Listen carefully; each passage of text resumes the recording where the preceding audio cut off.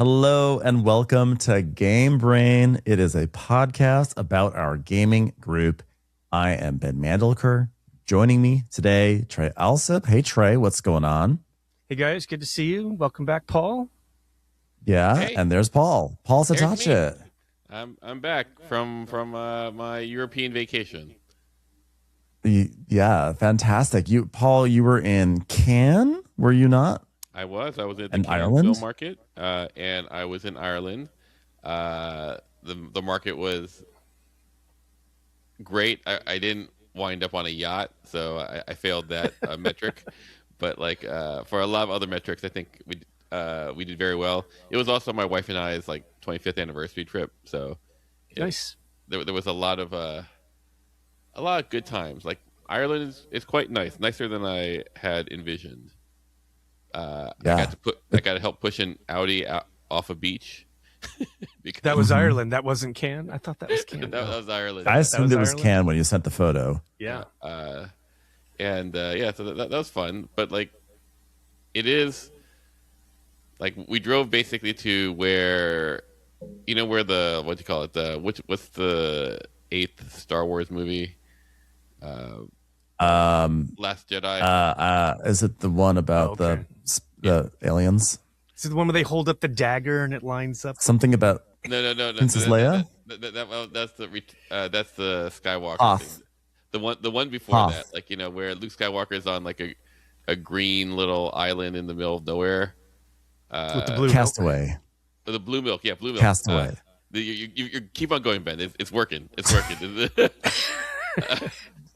This is kind of where they shot it in Ireland, and so I was Gotcha. like, oh, it looks like this is the. There should be porgs. Yeah. There were porgs there. There were basically puffins, and then we had these girls from Wisconsin who were just so excited to see puffins. It was really weird because Did they put cheese heads on the puffins? Like little they did those not. little, The little puffins hats? were I was with a friend who had a very long telephoto lens, and he goes, "Excuse me, sir, are those puffins?" And I go, "What is he? What's she talking about?" And then she just called all her friends over from the tour bus to look at puffins, and it was really. I'm not going to lie, Paul, I actually don't really appreciate your tone right now because, quite frankly, if I saw a group of puffins, I think I would be excited too. And you're sort of acting like, everyone sees puffins all the time. And look at these people from Wisconsin who are just like, whoa, puffins. I'm like, I literally would be as excited. You know what? I'm like a girl from Wisconsin. I'm glad you checked me, Ben. You're right. You're absolutely right. What's wrong with you, Paul? That's Why right. can't I'm you be so excited about privileged. puffins?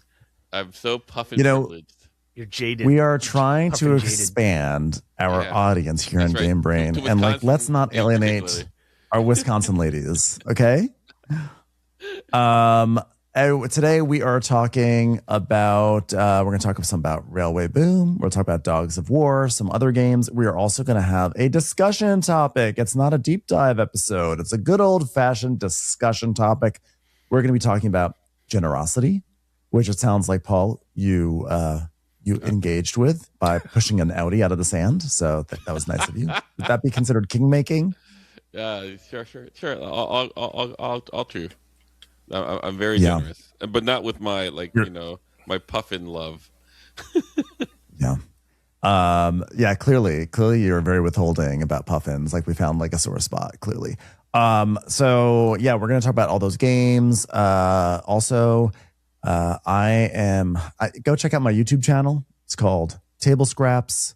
I'm working on a new video about the old Prince 1871 since it's coming to crowdfunding. And this is a much, much hyped 18xx game. A lot of people feel like this is a revolutionary game. It's doing stuff we've never seen before. So I decided I am just going to be a bandwagon guy. I mean, I played it several times. I love the game, but I'm going to ride the hype. And I am making a video about what you could expect to find in the old Prince if you're an 18xx player. What are the things that are different about this game? And it turns out there's a lot. There's a lot that's different. I knew there was a lot, but wow, it took me a very long time to record it. So now I'm just adding visuals. But everyone keep an eye out for that, especially if you've heard about this game and are curious to know what makes it so special. Cool. It sounds like a game you could play with Paul. It is 100% a game I could play with Paul. It could be a game I play with you, Trey, if you're feeling generous with your time. And I would be myself, I think, and not subject. I would be generous with you. That's right. I don't know. You might.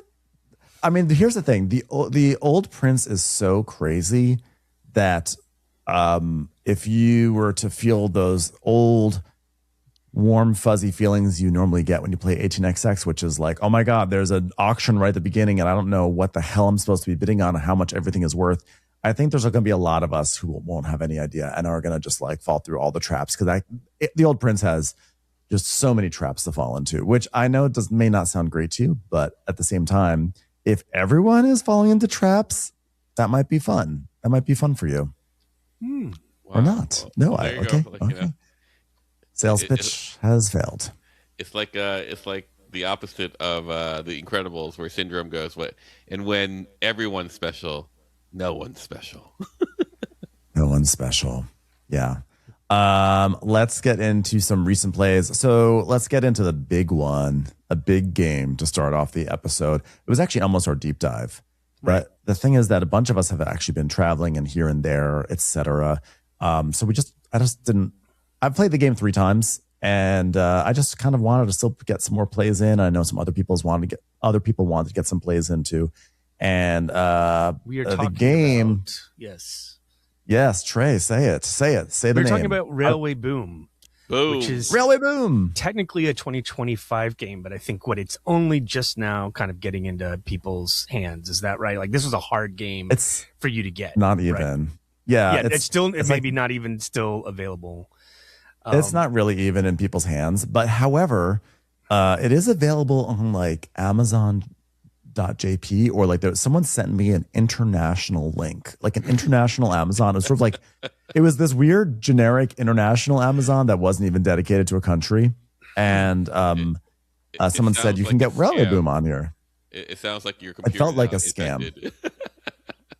Well, maybe it's worth it, because my copy not only arrived, the price was honestly very reasonable, and it arrived like a few days later. So it is actually gettable at the moment, but for several months there, it was impossible to find, like sold out worldwide. So yeah, it's now starting to pop up in places. So yeah, Trey, like, tell us a little bit about this game that this is a game called Railway Boom, and it is supposed to kind of model the growth of the Japanese rail industry. Whether it actually does that or not is a whole nother question. But this is designers Hisashi Hayashi, thank you, and Simone Luciani, with art by Ian O'Toole. So kind of big pedigree already. I think Rado recently reviewed this and called this his favorite train game ever, maybe. Mm-hmm. So that's exciting. Number 1 of 2025 for him. Yeah, that's what he said in his review. And I would say, like, if you like auction games, this is the auction game for you, because it's, auctions and train games have always been kind of interlocked. And this one takes it to certainly another level, where there's just constant auctions. Every single round, we're engaging in 4 different auctions. So we're going to do like 16 of them over the course of the game. And that's probably the thing that really distinguishes this from other auction games, is that we're moving through a turn flow every round, and we're doing 4 different auctions, and we're even bidding different types of resources for every auction. So if we're bidding wood to see what trains and different cars for our trains that we get, and then we're going to bid money to see what city we can build out from and how far we can go from those cities. And then we're building tech resources in order to get different tech cards that are going to give us little special powers or instant rewards. And then we're going to be bidding something depending on what the card says to kind of compete over an endgame modifier. So again, like, auctions, this is like the most auctiony train game ever. By far. It's the most auctiony auctionist. And like the auction that you are encountering every single time, it changes in terms of what resource you're bidding with. Yep. But the structure of the auction is always in that Age of Steam style, where if you win the auction, you pay your full bid. And if in a 4-player game, in first and second place have to pay their full bid. Third place pays half, and then last place is free. Zero. Or nothing. They should say they don't pay anything, but then they often will get the worst things at the end of it. And so I am not someone who's like super up on auctions. I enjoy them. When I've encountered them, I'd love me some modern art, some Medici and various other games. But when we play Age of Steam, the times I played Age of Steam, I've enjoyed it, but I've actually enjoyed Railways of the World much more because I like how that game just sort of, I can get into the stuff that I like about that game more, which is the building of the map and the sort of racing for things on that map, etc. But I know with you guys and our larger Game Brain group, people love Age of Steam because of this auction. And what's been hard is like the auction is so cutthroat in Age of Steam. It's like so brutal. And what happens is that I, being a bad auction person, usually love the auction. I usually mess up the Age of Steam auction, and then I'm like, I do terribly all over again. Yeah, so I do so badly in Age of Steam because of it. And I don't know how many auctions would you say are in Age of Steam on like a typical Age of Steam game? Is it like 6? Maybe 6, one per 6 round. rounds, right? Yeah, it depends. How many rounds are there? Player counts. It depends on player count, but like I so you think get 6 is normal. You get 6 rounds to get it right, and if you don't get it right, you're really shit out of luck. And also, you're at like if you kind of mess it up once or twice, you're like done, right? And then you have to go through this slog, and it's terrible and demoralizing. But what's fun about this style of auction for me in Railway Boom is that you have 16 of them, so you have like so many times to kind of like right your wrongs, or at least feel like you are. I don't know. I mean, I've been a death spiral all 3 times I played this game, so I don't know. But I don't know what it is. I think that like because I can actually engage with the auction more, it's less mean to me. Like I should say it's like meaning like not that the game is less mean. I'm saying that I don't feel brutalized in the same way, which is counterintuitive. But it's like if you only have an Age of Steam, if you only have an auction that comes around once in a while, and then you mess up that auction, it's like a football season where you only get 16 games and like every game matters so much. And like this one with 16, I'm like, okay, I botched that auction, but I can still like move forward and still play this game. And I'll botch the next one. And now if you botch 12 auctions, like I often do, then it's a different story. But at least I had 12 solid chances to do things right. So would you say the auctions are less consequential? No. So because like in Age of Steam, like what I find is that each auction matters a lot. Everything you get matters a lot. Like a football season. Yeah. Yeah. And the difference between like $1 is whether you can continue to do the thing you need to do on your turn or not. Like so like it's just the margins are so thin. Is that the way that this game is like this too? I felt that way, Trey. Did you feel that way? Is that in Age of Steam, you have to commit to like how many shares you're issuing so that you have a set amount of cash. So you're having to make a really difficult decision about going in debt, estimating how much cash do I need on hand in order to bid and operate.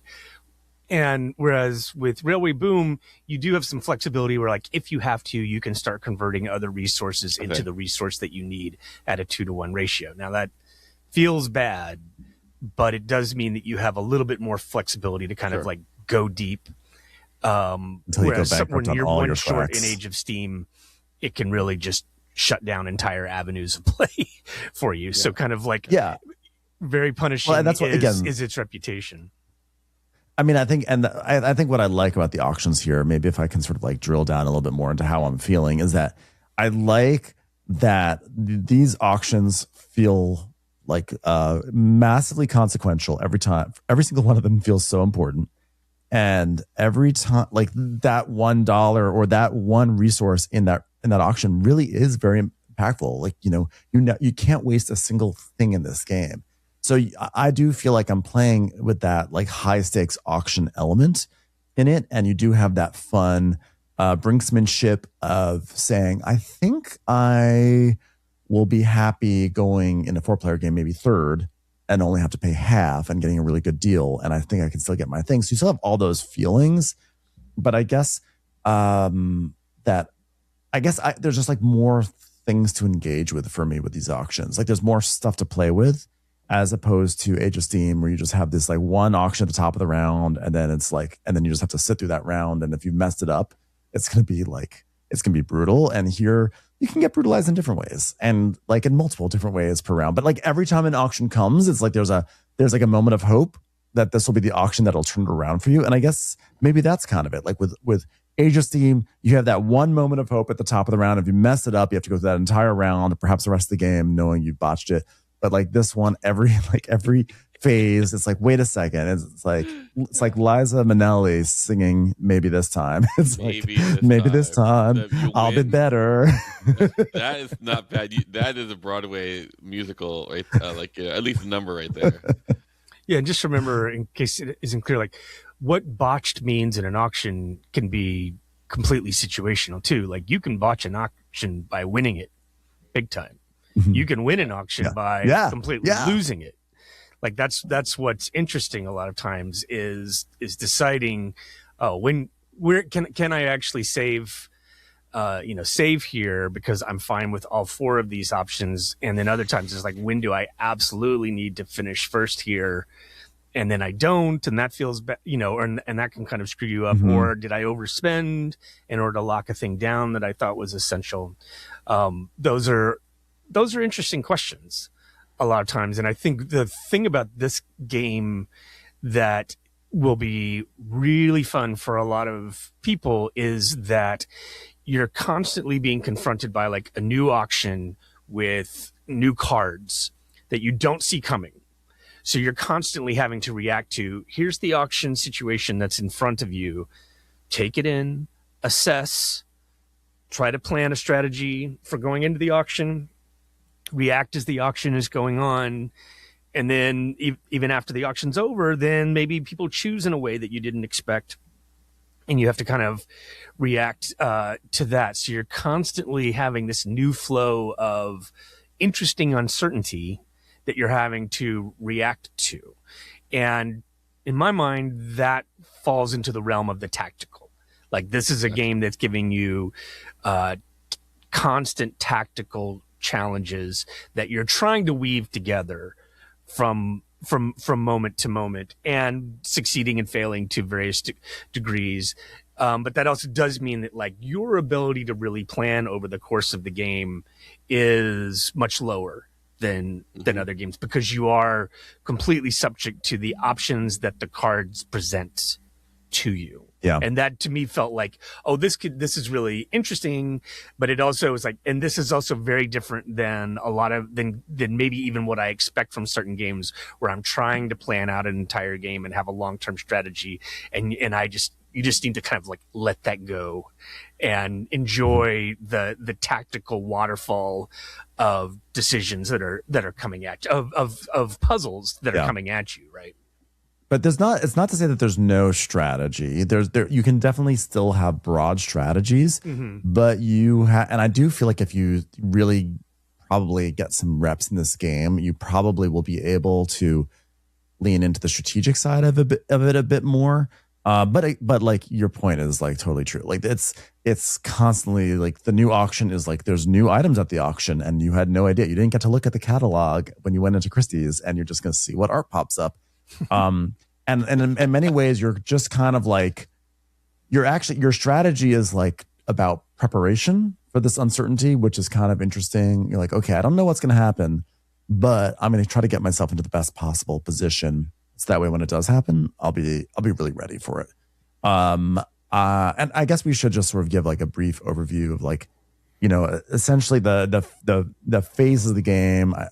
I guess you did mention it, but we're basically buying train cars, and then we're expanding on this map. It's like a hex map. It looks very much like a Cube Rails game, and you're expanding your network across this map, and as you expand on the map, you get resources or you get bumps. You get like you can sort of build your engine, pun intended, and then like you said, you get tech to improve those trains. And then eventually you just sort of get to run those trains, get resources and fill up your coffers, et cetera. And then you'll be ready for your next set of, auctions, et cetera. And then those end game objectives that you mentioned.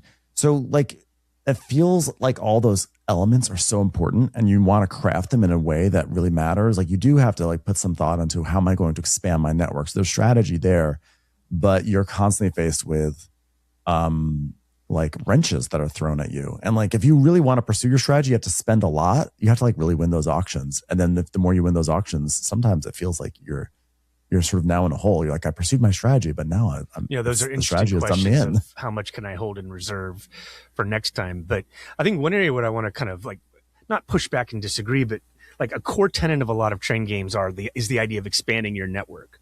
And in this game, you are not expanding your network.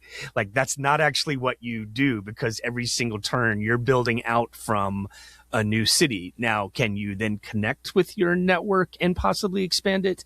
Yes, but that's like one of the challenges. So it is not a standard rail game where like I've got my network and I'm moving from east to west to connect these things. It's like, no, you're going to start from a city that you end up with from the auction. And whether that allows you to connect to your network or not, that's something you got to consider in the auction itself. And whether you can actually succeed at connecting your network or not is a big question that the game asks. And you can get weird card flips that might make that close to impossible. And again, you tactically have to kind of react. I agree with you that it is not a game without strategy, but I think that a lot of the strategy comes out of, hey, what is my position like already? So that's informing the decision I'm making in front of me right now. I've already heavily invested in, generating a coal engine. And so what things do I want to do to make the best of the decisions I've made in the past is kind of the way the mental frame of your decisions is more likely to be in this game. It's definitely tactical forward for sure. I just, I think the game is great. I think it's really, really great. It's intense. Like in all 3 sessions when it was over, I was like, it's just like, I think it's the onslaught of the auctions, especially because I'm not very good at those, is a lot, but I find them all very fun. And as someone who is not drawn to auction games, like as someone who actually hates Raw, for instance, I really find this, soak it in. Puffins, yes. Raw, no. That's my Raw feelings. What were you going to say, Paul? Do you have a feeling on Raw? Oh, no, I'm an anti-Raw person too. Thank you. See, two of us. And here's where Jordan is like, like losing his mind right now as he listens to this. Yes, but how could you? It's just so good. It's just so good. It's fine. I've not played a game like this. Like I think it's a delight when you've played as many games as this old man has played. When I come across a game that feels like I have not played anything like this, there's elements of this game that do feel entirely new. And I think I've, wrestled with, do I act like this? A lot of this is really new and different. And do I like it? I'm not sure, but it's definitely new and interesting. And so it's definitely a recommend, like for me, I think people should absolutely play this game a number of times. And at that point, then you'll know, like, is this your kind of game or not? In terms of like, is it something worth pushing on from 2 to 3 plays to 10 plays or more? I think there's so much depth here. I think this is the sort of game that like you really could like mine its depths and like really have some interesting emergent play. I think it's a game that could become like a system. There could be different maps. There could be interesting, fun things with it. It's just, it's hard. It's hard for me, I should say. I really, really struggle with it. Like the last game I just got totally hosed. I've gotten hosed every game. And the last game was just like, you won our game with Tom and me though, right? No, I did not. What? I You guys were 100 points ahead of me. Tom won that game. All right, never mind. Sorry. You guys were 100 I points remembered ahead it of me. differently. Sorry. Well, Yes, I appreciate that. Perfect. Yeah. I will have to say, this is such a Paul game. This is such a Paul game. Like, this is a beyond Paul game. Paul, you'll have so much fun playing with the meta here. And you know what I also really appreciate? I really appreciate that in the middle of all this auction stuff. By the way, are you hearing voices? Is that just me? Are we hearing voices that are... Hello, maybe I'm hearing poltergeists. It's from the other side. I'm not hearing any voices. I woke up this morning for some reason. The very first thing I thought of was poltergeist, and I'm like, "It's happening! It's happening on the podcast." Throw the tennis balls, Caroline. Yeah, it may be an echo. Maybe someone has echo coming through that I'm hearing delayed of my voice. Anyway, what I was going to say is, amidst all this auction train game stuff that's happening, what I really like about this game too is that there's like this moment where we build these trains and we put these things on these trains and you run the trains, you feed the trains coal and they produce items, and you can build your own little puzzle there. There's like this moment of multiplayer solitaire that's like very Euro-y, and I kind of enjoy that the game has this a little break. It's like a lunch break where you can just go and like make an engine and do something very, very Euro-y before the knives come back out again and you're all fighting for every like millimeter of that board. So I kind of enjoy that as just a experiential element of the game, of like the flow. And it was like a nice little soupçon of Europe, Euro gaming, I should say. Soupçon of Europe. Nice. I love it. Yeah. I wouldn't know. Yeah. I've never played it, but I've never lost either. So You'll love it, Paul. Like it's such a Paul game. I've already missed the wave. No one's going to play it again. I get it. I understand. No. I'm going out of town for 2 weeks. When I get back, the wave is still like, there's still more. I still want to play more of the Shackleton base expansion. The wave is like, hasn't even crested yet. Like, there's so many games I want to play again. So don't you worry, Paul. We'll get you in the mix on this one. I believe Jordan has a copy of this game. So while I'm out of town, you can also hit up Jordan. Yeah, because he loved it. He really, really liked it a lot when we played it. And we did it on his video channel, which is called Play It Again. You can watch. If you want to know the rules, you want to see how it plays, you can check it out there. I did an episode with Jordan and Josh, who Jordan invited on the telecast. So check that out. I also did a Railway Boom episode of Table Scraps. So we have all your Railway Boom stuff covered on the show. But like, yeah, definitely a high recommend for me as well. I thought it was probably one of the best games of the year. I thought of 2025 for sure. Okay, love it. Now, let's move on to what I would say is another game that Paul hasn't played. That's right. Another game that's very much, and that again, I would say is very much a Paul game. That's right. The Cats of Peace. Not sure. The Cats of Peace. This is the Dogs of War, which is a 2014 game by Paolo Mori, who also did Ethnos and Caesar, right? Or I believe he's like an acclaimed designer. Dogs of War came out 2014. He did Toy Battle. See? Libertalia. Yeah. He's a very well-established designer. So in this game came out in 2014. It was like kind of a cult hit for a while. It was one of these games that I was on the fence about getting for years and years. And then when I finally decided I was just going to get it, it was gone and it was out of print and gone forever. And then Candace came on to Table Scraps recently. I was talking about how she just got a copy of it and she was like, "Oh my God, it's great. I'm never getting rid of this game. It is so fun, Ben. You're going to love it. Every decision's tense. You have to get it." And I was like, "You know what? I'm going to get it." So I tracked it down and I got a copy of the first edition because there's a second edition that's coming out. It's crowdfunded. It's coming out maybe this summer. I think it's this summer, like as June or July, the new edition. And I got the first edition because... Just in time. No, it was on purpose. Okay. Because I have always been entranced by the minis in the original edition. I'm not a mini guy, but these minis are so elaborate and they have these big hats. all these figures that you're playing with have these giant hats. And I was like, I want the hats. Wow. And the new edition, they got rid of the hats. I was like, why did you get rid of the hats? Everyone knows this game for the hats. And instead they have like these weird blocky pieces that I think are supposed to be dogs, but like, I don't like the art in the new edition. Would you? Yeah, Dogs of War. I don't like the art of the new edition, and they do have an upgrade pack that you can buy, which I've ordered, so that way I can move my first edition up to the new edition. So we busted this one out with friends of the podcast, David and James, the other day. Trey, what did you think? I think this is definitely a Paul game. Because this game is salty AF. Wow. This game is got so many sharp elbows from the get. As they say, so many dreams you may crush, my friend Paul, playing this game. Wow. I'm glad our topic is generosity because this character assassination. It's actually great.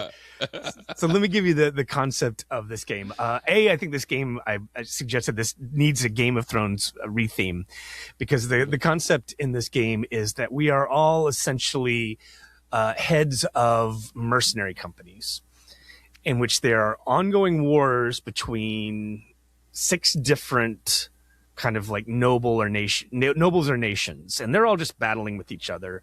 And we care about how well they're doing only in so much in that these wars are going to go on. We're going to intervene as mercenaries. For intervening, we're going to receive a lot of rewards, both in terms of rewards when we commit our forces to these fights, but also rewards based upon the results of these fights.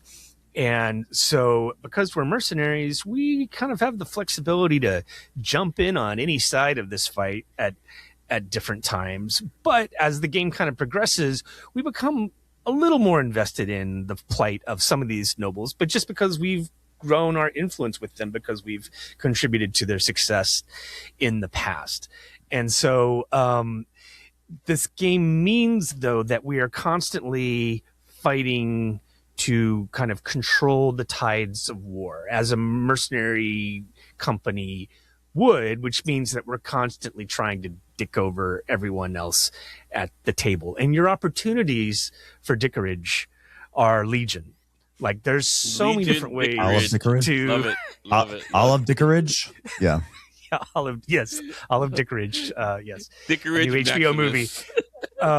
And it was shocking to me how early the dickering happened, but it is that kind of game. It looks, feels, and plays like an old school board game where feelings are going to get hurt. There's going to be recriminating views across the table. There might be some fist slams. You're all talking my language. So It was tense. Like it was legitimately tense. Or it's not. I have to say it was so remarkably tense so quickly, and tense in the way where I definitely had a moment where, Paul, you mentioned frequently that there's game night and then the game of game night. And very quickly I was like, oh no, I'm losing the game of game night. I think I may be doing irreparable damage to my friendship with Trey right now. I was like, that's true. Yeah, because like in the first round, I saw an opportunity and I just decided to go for it. I went for it, and essentially, I don't know. I pulled like a sneaky like surprise. I beat you all move. I pulled out like a big card, and I basically took out like I changed the fates for Trey, and I think it was James. Were you with James in that battle? I don't even. And I was like a solo. I was a solo person, and I played big cards, and I basically undid their work to try to make the battle go for their side. And Trey looked at me and was like, "All right, well, you realize that now I'm going to have to just spend the rest of the night just trying to make you lose." You're like, that's. I think you said that, right? Well, and yeah, I tried to talk you out of it because it just. It seemed like you're like, well, we're playing the mercenary game, and so I'm going to make an enemy out of Trey and dash his dreams on turn 1. And it did feel like you had completely taken me out. It was also like it was our first play, and so we were still kind of, we were definitely just starting to kind of understand the mechanics. So it felt like, things got real real quick. And I think Right. we moved past the, are you sure you want to do that, into, okay, if you do that, then like I don't really have a game. And so like now I'm playing the long game. And yes, Paul, to kind of bring us back to the epic game of wildlife that started it all, I did commit to a croc strategy at that point, to just so that people do know, like if you do intentionally take me out early in a game, I will pivot my strategy to make sure you don't win. Like what was actually you can count on that in future games with me. But what was actually interesting to me, what I thought was interesting was that I actually wasn't like saying I want to take out Trey. My main thing was in this game, when you choose either side of a battle, and as you're putting things down on the battle, there's like meeples, like or these minis. And so Trey and James, I think you guys have four. Generals. Yeah, the generals. You're committing your generals, your captains. Cool hats. Yeah. And if you win the battle, you get a point for literally every captain that's on the other side of the battle. And so at one point I saw, oh my God, there's like 4 captains there. I've got this big ass card, and I think I can go there sort of as my last thing and play this card and sway it over. And I'm not only going to win the battle, I'm going to get all these points for it. So in my mind, I was being purely opportunistic, but it definitely landed like I'm trying to take Trey out at the knees and ruin his game. So I was not expecting that it was going to land like that, which was a learning experience for me. But I also thought, it clear that that's the way it was perceived, so. Right. But I also felt like but I had already committed my person there like several rounds ago as well. And so if I were going to like back it up, it's like, it was like much one more of us actually that there's a limited number of spaces where you can go. Yeah. And the idea that, and again, like this is a first round thing, the idea that any of these fights is going to go unopposed is actually just like, there's not enough spaces in the game for that even to happen. So, for me, it was very funny you were because I was space and you were being sneaky, and it was, justifiably. It's all fine within the scope of this game. I was not mad that when you say you did the Crocs, I was not mad at that at all. I was like, I wasn't. Well, that makes one of us. I wasn't trying to like cut you off at the knees, but I understood that you felt that way, and I was like, well, I did this move. I've incurred this wrath. This is the punishment for me making this move, but it's the move I wanted to make, so I will deal with it and I will have fun with it. I love it. And so I really did. I did actually enjoy it, and then I enjoyed the next round, which is that I kept on joining your side of the fight so you couldn't come after me. So I was like pesky little brother. And then, but the point is, we don't have to go through all the things in the game, but wow, it got really tense really quickly. I loved this game, and I'm not someone who actually always loves direct conflict like this, or I don't love tug of war games. Like I didn't really like Watergate very much. But I thought I thought like for how simple these rules were, the amount of above the table chatter there was, and the amount of interaction and totally the amount a of tabletop discussion. Game. You're not playing this game if you're not making threats and also just forming short-term alliances all the time. Like, and I think you were playing the game properly, Ben, because you were. It's just that I was closed for business after that, as far as I was concerned with you. But like you were, it's the right thing to do. Is like, hey David or hey James, if you go here, then I can go here, and together we will benefit. And these other guys are screwed, at least on this point. Like that is the completely in the nature of this game. There are no long-term alliances even like possible here. And like you said, you smartly neutered my ability to affect you by essentially aligning yourself with me, and there was very little I could do about it at different times, and that's interesting as well. Yeah.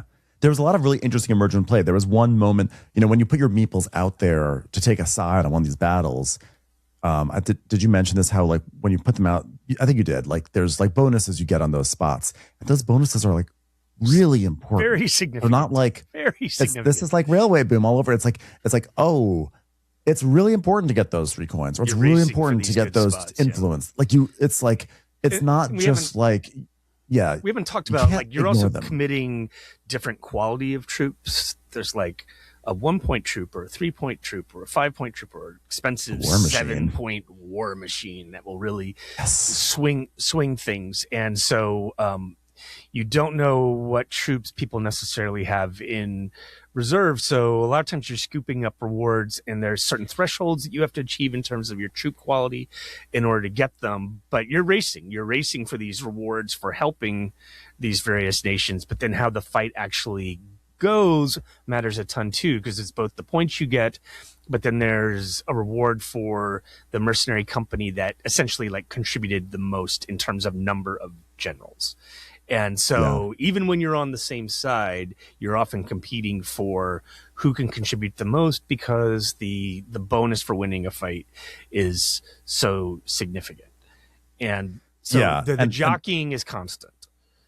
And what I really liked, I felt like over the course of the game, there were just so many nuances that were just already starting to present themselves. At one point, I think it was David really wanted James to join him in a battle. And he's like, come join me. And James is like, I would have, but you took the spot that I actually needed that resource from. And so once you took that, there was no motivation for me. And then it like unlocked a bit of the meta, which is, if you want someone to join you in the battle, maybe you don't take the best spot. Maybe you leave like a breadcrumb for someone to come over to. And I was like, wow, that's actually kind of amazing. Like I actually thought it was so cool. And the truth was that we played with the first edition rules. We played with an official like variant. 1.5, yeah. 1.5, an official variant to improve some things. But I think what we all kind of determined was like that, like, the rules could use a zhuzhing, and the good news is that they did get a zhuzhing, and there's been a lot of really interesting updates to the rules in the second edition that I'm really excited to play with. They're all asymmetric powers that were in the edition that we played, which is wildly imbalanced. Absolutely. Wildly imbalanced. But in the new edition, they're going to be balanced. There's going to be, one thing is that in the first edition, there are rewards you can get for having the most captains in a battle, and those rewards are stripped away. It's going to be something else now. So I'm really excited for the changes. I was like, it was like crackling with excitement for me. It was, in many ways, it reminded me of almost like a distilled down Twilight Imperium, like of those like tabletop discussions. The game is totally different, but highly condensed. Like, and like one of the things Revisions does is it shortens it from 4 rounds to 3. Like it's a much more efficient game. I'm sorry, go ahead, Paul. I think you were describing it, especially with the James. I would have done that, except and I was like, it's the same way that you oftentimes give me your support for the throne just so I don't attack you, in Twilight. So I was like, that's pretty good. Yeah, and like it's amazing how you'll be allied with someone in in one round, but then you're also against them. You're allied in one fight in the same round as you are against them in a different fight, and so there's just a lot of negotiation. So for me, I really enjoyed it. Trey, where did you land with this? Because obviously you were the brunt of my elbows. Quite a bit. I'm eager to play the revision. It was a really, jumping off what you were talking about with like, we're right before the second edition comes out. And so I can't think of a time like this where we're playing an earlier version of the game. And for me, the first time, and I'm noticing certain things are like, boy, this doesn't quite seem right. And then we're like, David's power seems wildly imbalanced. These cards don't seem good. That's kind of weird. And then we were immediately looking at what they were doing in the second edition, and you were texting us after the game, and it's like, they addressed that. They addressed this. They shortened the game by a round. Like you can kind of see a lot of the initial impressions we had of things that seemed a little wonky. Like I think the setup of the game is kind of ingenious. And I think, again, I do think this game is would do well with a retheme. I think it could do well even with like a little more narrative and a little less randomness. Just because like in each round you just randomly determine which nations fight each other, as opposed to if you theme this Game of Thrones or Lord of the Rings or something like that.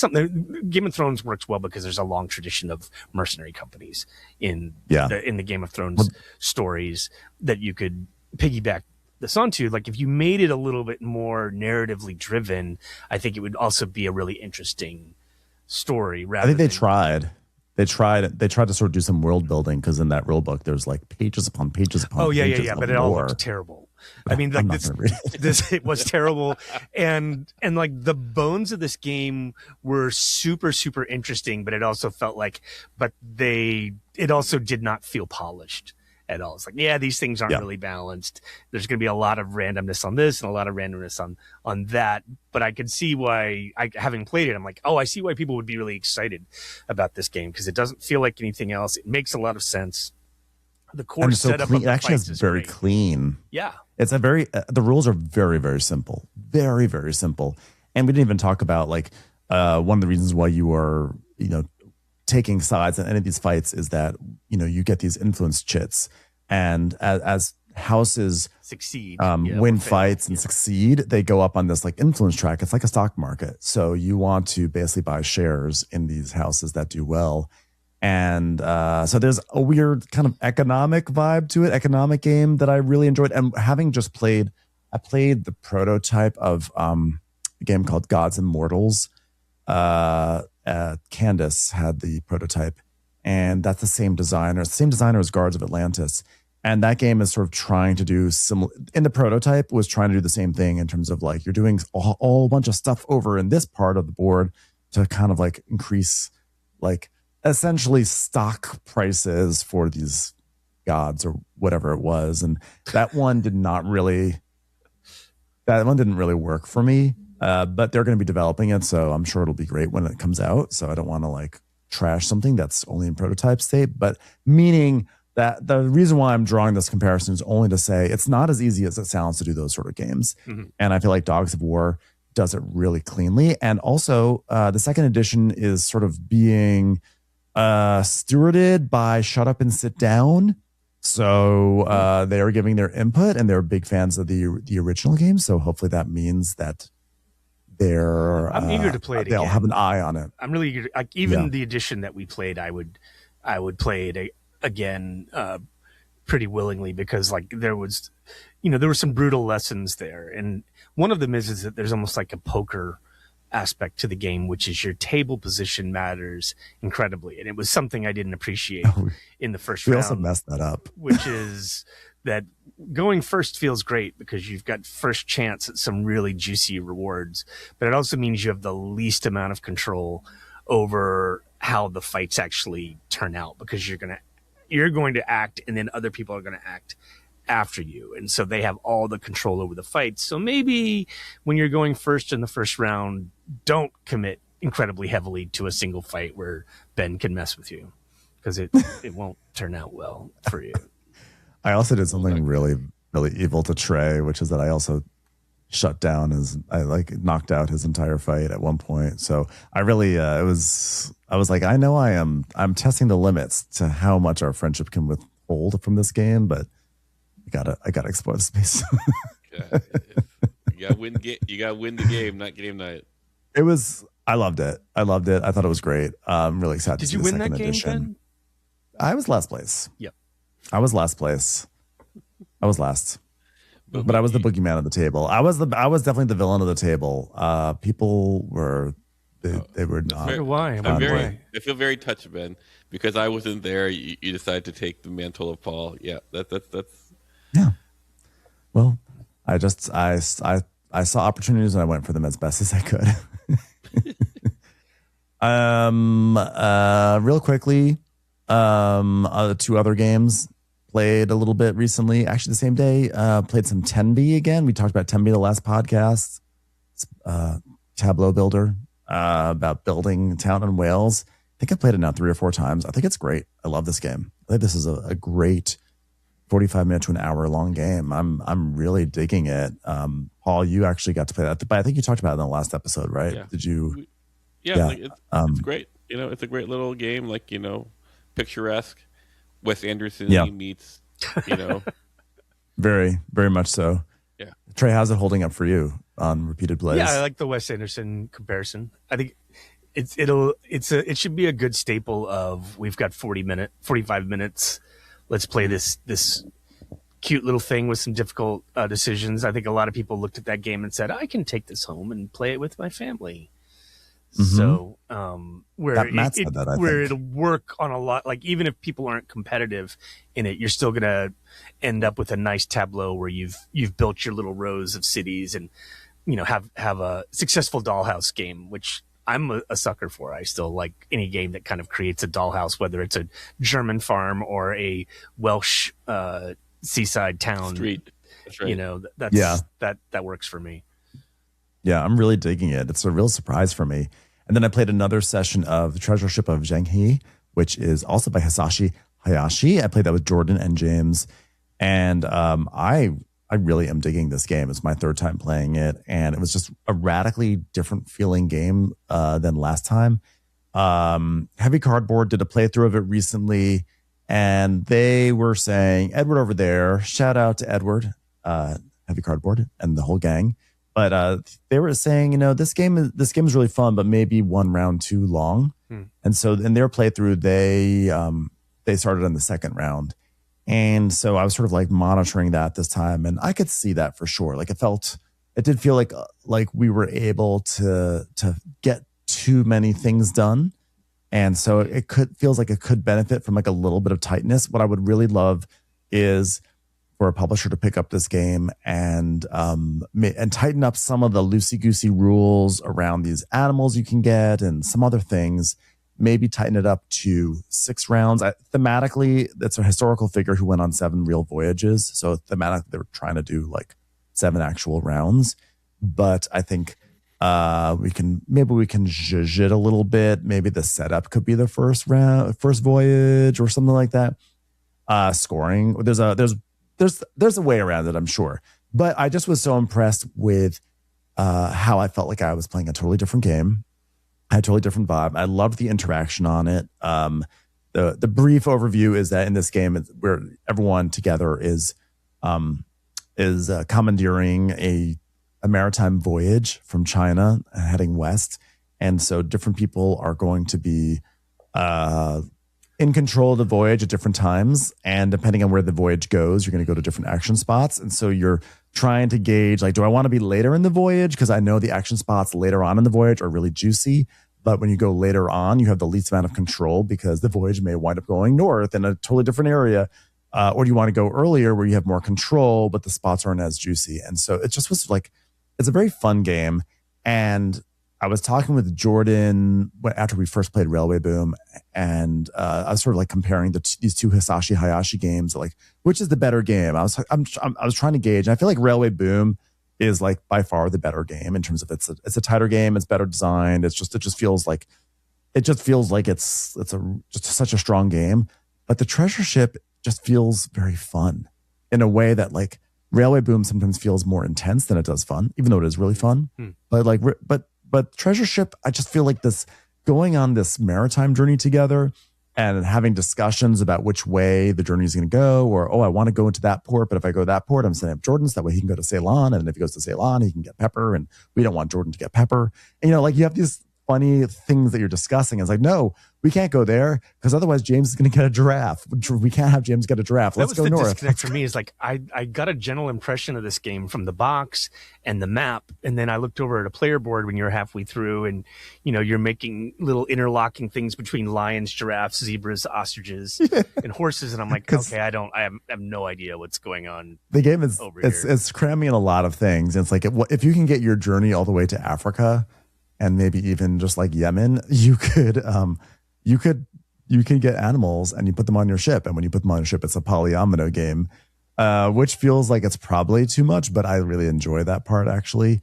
But the thing was that like everyone was able to pretty much do as well the polyomino game. And so like, I would just love this game to be tightened up, but it's really fun. It's just like a fun game. And Can people get I this think game yet? Like, it's another 2025. So, like, this one's really hard to find. yeah. I was really lucky to get this one. But I'm hoping that by talking about it, maybe we can, like, that those of us who do have it, we can generate enough chatter that a publisher will maybe seek it out and You're saying maybe this, reprint it. I mean, it has a publisher, doesn't it? I mean, no?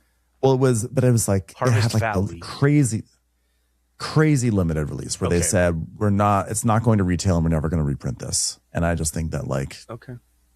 maybe they'll reprint it if someone Okay.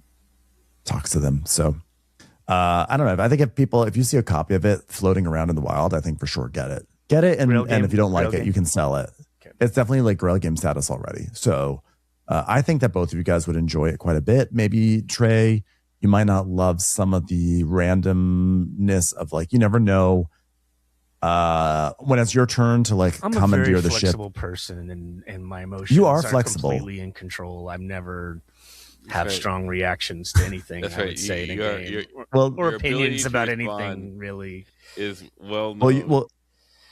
Well, the thing is that like when it's your turn to commandeer the ships, you have to flip a card and you can see how far your journey is going to be going. It's going to be between 3 and 5 stops. And so the best is when it's like 5 because you can go so far. And there are multiple times you're like, okay, I am ready to sail to Calcutta. And then you turn over a 3 and you're like, okay, I'm making it to Bali, And so, but like, it's also like very funny. Like it's like everyone like kind of laughs. It's like, oh no, I only got to go this far. Oh my God. So I'm digging it. Sounds Digging this great. game. All right, so it seems like we've talked about 3 games that Paul really couldn't contribute to, and now we're going to talk about generosity, which is Which a I also can't topic contribute that Paul can't really An emotional- contribute to at all. It's an emotional I'm like just here, chord I'm that here as a mascot. I'm here just to be pretty, and I'm failing at I that. actually would disagree. I think Paul is actually a very, very generous gamer. I think Paul he plays a game where he's going to push a game to its limit and he's going to try to get emotional responses, but I don't think that is separate from him being a generous player. I think he's exceptionally generous at the table. Well, thank you, Ben. Hopefully people could sense that I was being a little sarcastic there. My lovely friend Paul. But okay, let's talk about this. This kind of started as possibly a discussion about takebacks. Mm-hmm. And then I think we wanted to broaden it out to a little bit of like generosity. And I think I was feeling, yes, I was in my feelings playing Dogs of War, whatever. And that was definitely bringing up some thoughts in terms of just like, what do we expect from our fellow players when we enter into this contract to play a game, and how often like these expectations do shift tremendously based upon the situation. And maybe sometimes players are not aligned necessarily about like what we're doing here on certain games. And that can be kind of like a source of conflict. Does that kind of track a little bit with what you were thinking about here, Sure. Ben? Yeah. I mean, I think I was thinking about generosity from all different angles in gaming. Yeah, but it is kind of like, what are we giving over to people to make sure maybe that they have a good experience, or like what do we sacrifice from our own gameplay to make sure someone can have a really wonderful time playing Dogs of War, like I obviously did with you. No, but for real, I think it is where it's like, what do you like?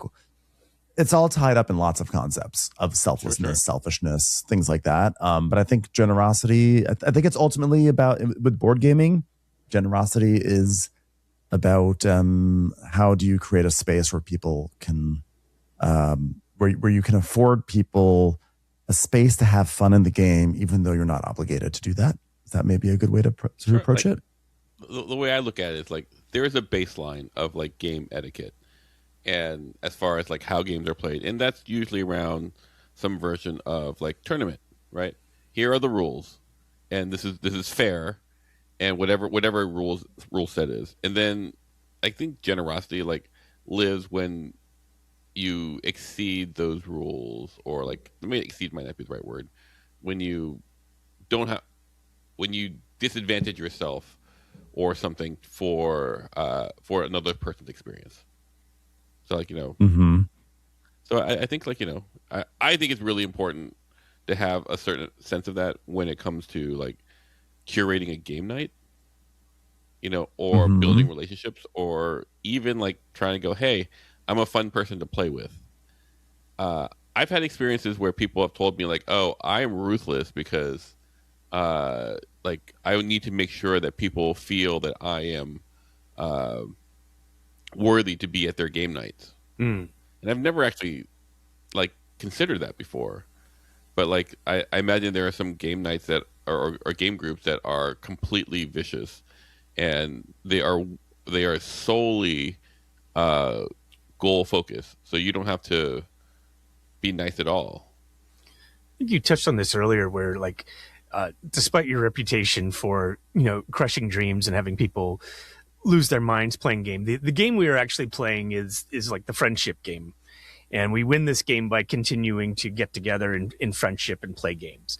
And we want to play this game as long as we possibly can. And so a lot of our behavior should be rooted in how do we continue to play the friendship game with each other. And so I think that should inform things. I think also, given that we do the podcasting, we're much more often in the position of like playing new games. So we're almost Mm-hmm. often playing new games. And so I often feel like our exploration of a new game and learning it is vastly, vastly, vastly more important than the actual result. And I do find, as an older gamer now, I have less patience for players who seem overly concerned with winning in Mm-hmm. in playing. Like, that annoys me in a way that it didn't before. And even then, it's only just if it generates certain behaviors. Yeah, I hate that, honestly. Not your point. I love your point. I love your point. I Trey, I hate that. We're talking about generosity. I'm gonna be ungenerous to your point. No, I agree. I think that sometimes people put winning first, and we all play to Above win. understanding. Yes. Above people. People sometimes put winning above people. Mm-hmm. And I don't think that that's as fun. I mean, there's a reason why there's an expression, plays well with others, right? Or an attribute that like people aspire to have is plays well with others. And I have often found that those who put winning above people tend to be less generous at the table. They may be perfectly nice people and perfectly fun and socially very friendly, but like in terms of actually being someone that you are doing a shared experience with, they are going to be less generous with their time and their actions. And sometimes they will actually ask for plenty of generosity from the others too, which is an imbalance. Well, I was thinking about this because like I also feel that you can go too far, right? You can go too far with being too nice. And I personally don't love playing with really nice people because almost always that is connected with like, oh, I don't have a lot of stake in the game. Mm-hmm. And when you're Right. playing, when you're playing like board games, at least for me, you should have a little skin in the game, and that skin is, I kind of want to win. Yeah, Yeah. you should want to win. Yeah, you should want. So when we talk about generosity, we're not saying like subsume completely your desire to win. Mm-hmm. But I have found that what's worked for me successfully is it's like golfing and handicapping. Like like I might not play my best game to win. I shift probably modes if I'm playing someone who, like, let's say I'm playing Catan with someone, and like I might have like 500 games under my belt, and this person is playing for the first time. I'm not gonna go for it. Mm-hmm.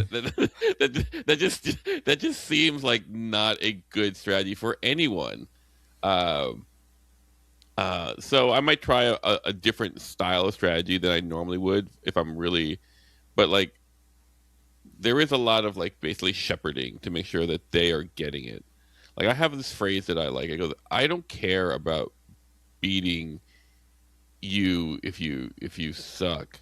Like I want to beat the best version of you, and the only way Yeah, that I what's your can best beat the game? best, Yeah. yeah, and the only way I can really get this to happen is I need you to be as good as I am.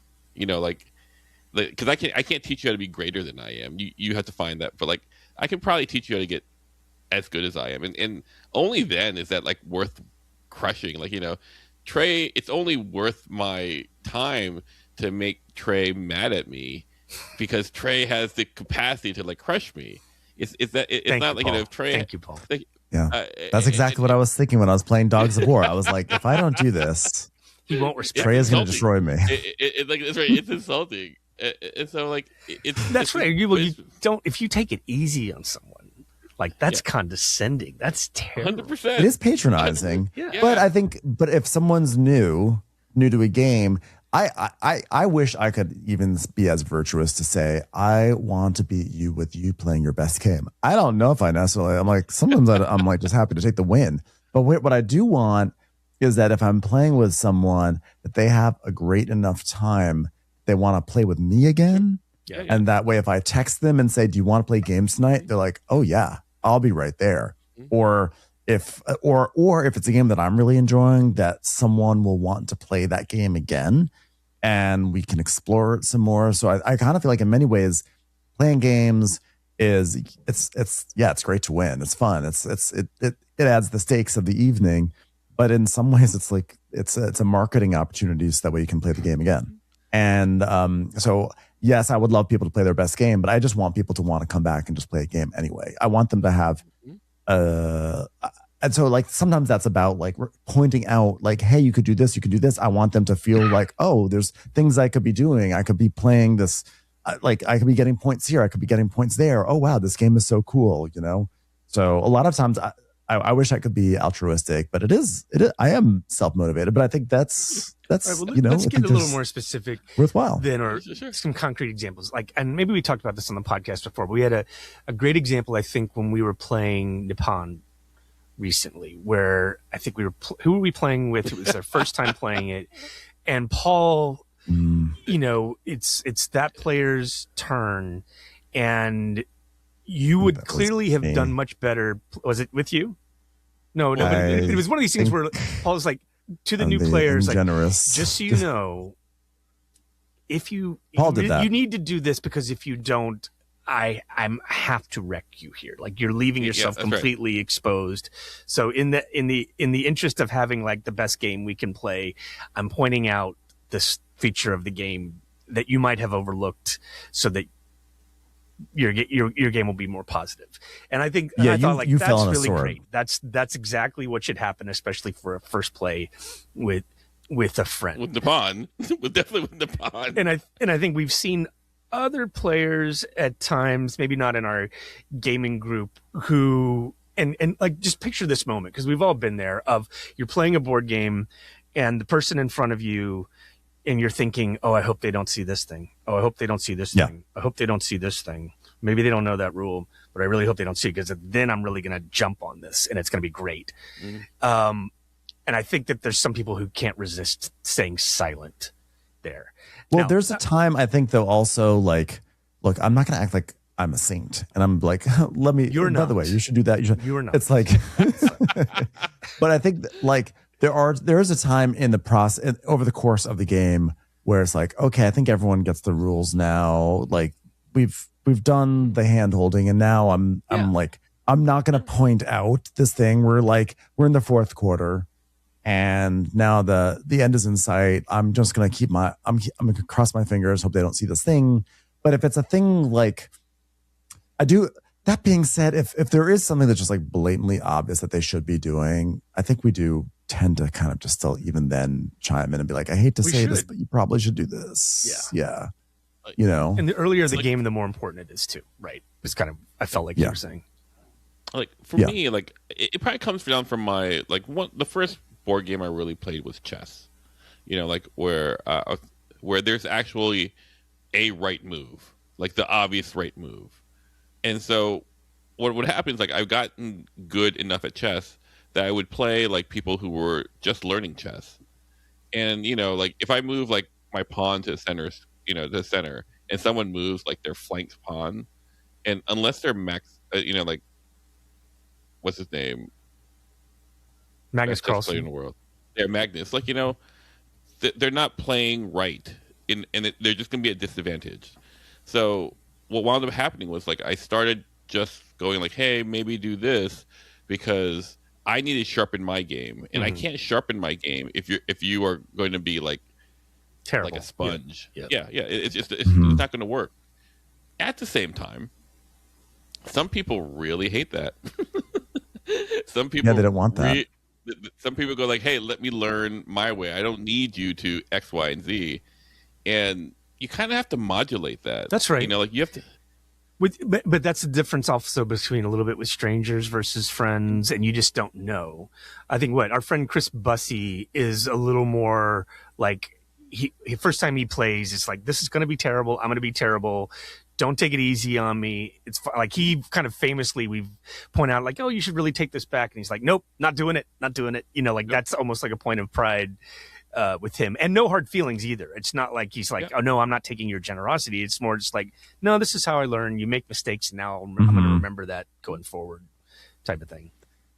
Yeah, and yeah, I mean, because it's sort of like the common theme here is like it's sort of about seeing the other players and seeing what they 100%. need in that moment. So if that person is like, I want to explore this and I want to fall over and like mess up, like you just have to let them do that. It's like when we played Western Empires and Tom was adamant that I had to take over Sicily. I probably did have to, but I didn't want to be told that. I wanted to just do my own thing in that moment. Other games I do want the guidance, but it's like sometimes, and not saying that Tom was being not generous, but I'm saying that we have Cicada. Yeah. Are you back to You're crackling? Man. Like Is that crackling? I'm not hearing a it. little bit. You're not hearing A it little now. bit? It wasn't. No, not now. I'm just saying, like, Okay. it's coming up. I heard it. So Yeah, we've been having some. I made an adjustment because I'm hearing an echo, and I thought maybe I could make an adjustment to fix the you echo. made an adjustment. Is the cicada back now? I'm not hearing Is it. it back? yeah, I'm not hearing now. So Okay. Thanks for flagging. Where did How can we pick it I? back up? Yeah. I'll just start it up right again.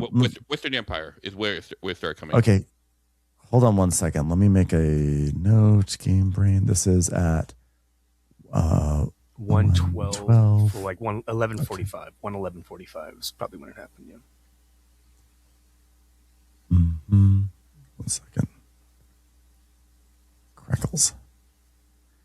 Okay, I'll just start the Western Empire thing. Yeah. For example, when we played Western Empires, Tom kept on telling me that I should go into Sicily, and I just didn't want to go in there. I didn't want to do that because I just wanted to do my own thing and mess up or whatever. I'm not saying Tom is not generous. I'm just saying that was a moment where it's like sometimes people don't want to hear it. Are you hearing crackling? No, I'm saying I'll say that he wasn't being generous there. Oh, okay.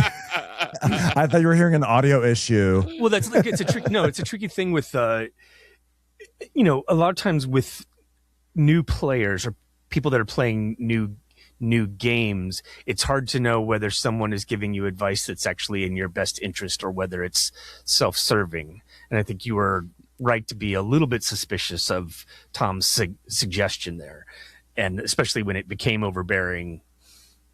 Then, well, I've also seen advice given as a threat, like advice that's like that. It's like, oh, it's under the guise of I'm giving you advice because your first time playing it, but it's kind of also saying, like what you said before, where you said, hey, Trey, you have to do this, otherwise I'm going to destroy you, and it hurts my game, but you should do this. I've seen it kind of the other way around, which is like, okay, I'm going to need you to do this because if you don't do it, I'm going to come in and destroy you. Like, you don't get to actually make a choice the first turn. I'm going to destroy you, and I've just announced that I'm going to destroy you. So now what are you going to do? So I'm being generous. So I'm being generous to you by letting you know I'm going to destroy you right now. Yeah. So generosity can be used against you for sure. Yeah. But sort of going into, yeah. What are you going to say, Paul? I was going to say, like, it's really interesting because there is actually a certain level of table image and like presentation you need to give when you are when you're being generous. For example, I more often than not when I'm playing with say someone that I don't know that Tom knows, Mm. and I'm giving objective advice. I'm not trying to disadvantage anyone else. I'm just going, here is your best move as I see it. Mm-hmm. And like more often than not, there's a version of like, and then sort of kind of like whether it's actual or not, like they look to Tom and see like, can this guy be trusted? Mm-hmm. Like this idea of like, I don't think people do that in games. Like I've like we've played together for years now, and I've played with various other groups, and what I find is like there is, especially if the group is new or the player is new, there's such little sophistication in how they view table image and stuff like that, that it's just basically how's this person gonna like take advantage of me? Like what's happening here? Mm-hmm. And you go like, you're not even good enough for me to take advantage of you, dude. Get over yourself. Well, I have to say, I mean, what's unique about our hobby is that there are a lot of people who are uncomfortable in social circumstances, and board gaming gives them a way to kind of be social and communicate. It gives them like a vehicle activity to do that, a group activity in a way that maybe they're not comfortable doing it in another way. This is a mass generalization, but it is something that happens in our hobby. And sometimes like what you might run up against are not, some people may just, what may go part and parcel with that is also not always having an awareness, like a social awareness. And so sometimes people don't realize like when they are like the game is central on the table, that like there's a social game that's happening at the same time, because those are maybe not tools that they have as much access to or that they use in the same way. So there is a little bit of a trickiness in the board gaming hobby in terms of like navigating that and like trying to figure out like what do you take personally, or what, like how much patience do you have for other people? I mean, that's generosity too, is also sort of dealing with different people's sort of social abilities, right? No, 100%. Here's maybe a distinction that I think is interesting for thinking about it. Let's take the example of what Paul did in the Nippon game, where you kind of say, hey, just so you know, this is a thing going on. You probably need to do this, or else it's going to be very bad for you, because I will do this, and then everything goes sideways. It's very different for Paul to say that than when it gets to that player's turn. If I'm the one who jumps in and says, by the way, if you don't do this thing, Paul's going to benefit hugely from this. Like the tenor of that is a very different thing, right? Because then I think, like, again, it's a newbie. If it's our first time playing, it should be fairly forgiving. But I think we would move past the point where that kind of interaction is okay relatively quickly. Where, hey, if you're only showing up to help when it's in your own personal best interest, then it's very much kind of like in question. And that's what I thought was kind of, it's in fact generous about what you were doing, is like, this is at my expense that I am telling you this thing, rather than, and we still can be guilty of this sometimes too. It's like, if you don't do this, this is so good for Tom. I do it all the time. Yeah. That's one of my fatal flaws as my social game. It's part of the social game of the, what are you doing? Tom's winning. We have to, but that is a Achilles heel of my social game, because I'm often the one to be like, if you don't do this, they're going to do something. Because in my mind, I'm like, don't you guys see this is crazy? But everyone really sees it as actually being very self-serving.